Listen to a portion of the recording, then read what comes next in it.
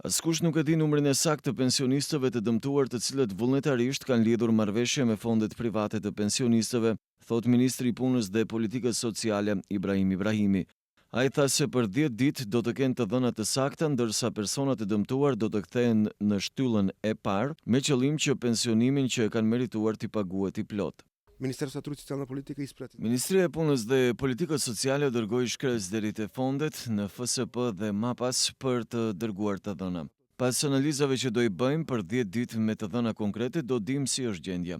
Qartë them se askush nuk do të jetë i dëmtuar. Të gjitha reformat dhe ligjet e nevojshme që do bëhen do të jenë në drejtim të mbrojtjes së atyre që për momentin vlerësojnë se janë dëmtuar.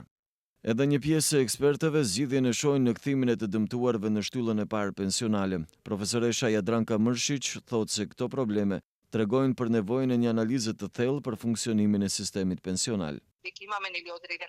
Tashmë kemi një histori të caktuar 10 vjet ekzistim, të vlerësojnë rezultatet e arritura deri tani dhe të vlerësohet nëse gjithë reforma përmes rezultateve që janë arritur do të jenë arsyetimi vendosjes së tyre.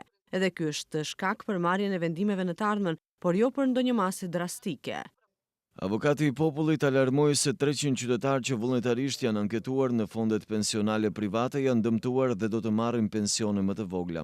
Pasi u zbardh ky problem, Ministria përkatëse paralajmëroi reforma në sistemin pensional.